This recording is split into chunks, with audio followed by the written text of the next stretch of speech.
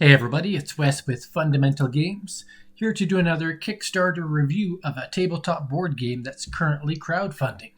Today we're talking about Ahau, Rulers of Yucatan. I apologize if I butcher any of the words as I read through this, whether it's the name or components or mechanics, but just really caught my eye when I was looking at it, and I have backed for the full game because I think it really does look that good. But I'm just here to share 5 things that I like the most about this campaign and why it drew my attention. The first off is about the game theme and the accuracy of it. So if we look at here, Ahau, Rulers of Yucatan is an innovative Euro-Amera hybrid board game. So they're combining the traditional Ameritrash, or American games as they call them, with a Euro game, and combining worker placement and resource management with a dual engine building system. A lot of words in there, but when I watch the videos and the presentations and the mechanics and look through the rulebook, there is a lot in there that draws me in. But most enticing to me was the theme to it. So the classic period of the Maya, a fascinating and immersive theme. It's presented very, very well in the visuals of the game. And if you look at the rulebook, one of the things that really stood out to me was that they have consulted people that are involved in the archaeological and historical components of the game.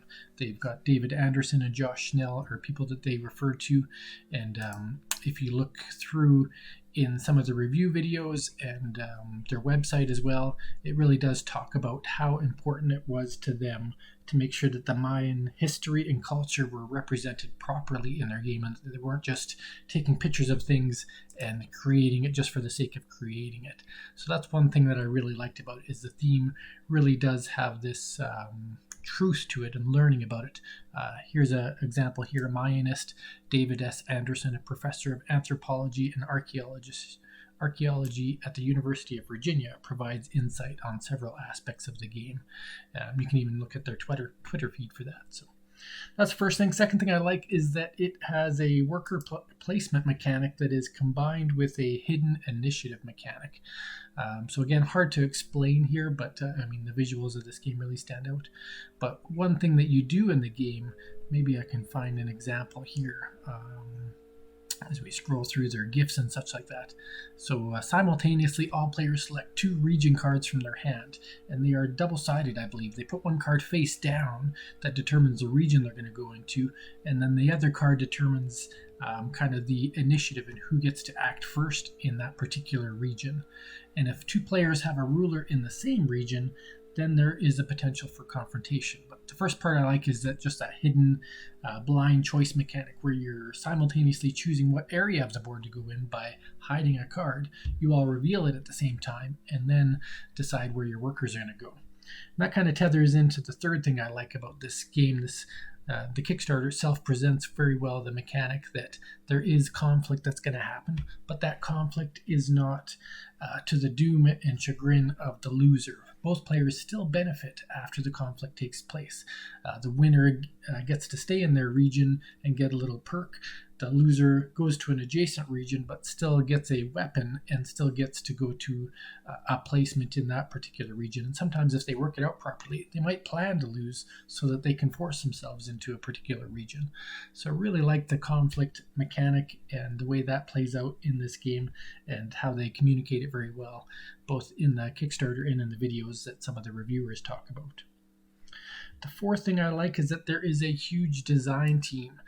We're just going to scroll down. This is a first game by this company, by the way, Apiron Games, or Apiron Games, however you want to pronounce it. But all their team members have participated in different campaigns on Kickstarter or other board game ventures. So they're not new to the business, but this company is their first game as a company. And so if you look through at the size of their team, just scroll back up here a bit. I'm sure, yeah.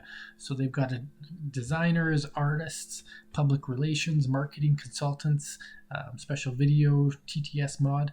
It takes an army to put together something this big. And if you look at their rulebook, for example, you can tell that they are in it to win it. It's a 16-page rulebook, and everything is so well presented, from the visuals to the descriptions, the layout of the rulebook. You know that they know what they're doing, and that to me tells me that this team from Hungary, even though it's their first game, they're going to be a successful company in the long run. Their website is very interactive. You can find the rulebook, their blog, contact information, and again, their Kickstarter page is well presented. So the design team really is showing that they know what they're doing. And then finally, the game visuals. I mentioned it a few times after I talked about the theme, but if you look at the visuals of the game, those pyramids are fantastic. The components look great. The layout of the map and the worker placement sections looks really solid. Every player gets wooden meeples and tokens and their own little standee. It's a very elegant style, but it also looks a little bit rustic and tethers to that Mayan theme. So the visuals of the game I really, really like, and I think you're going to get your money's worth and more, both in what you get in components, but also in the replayability and the enjoyment of the mechanics of the game.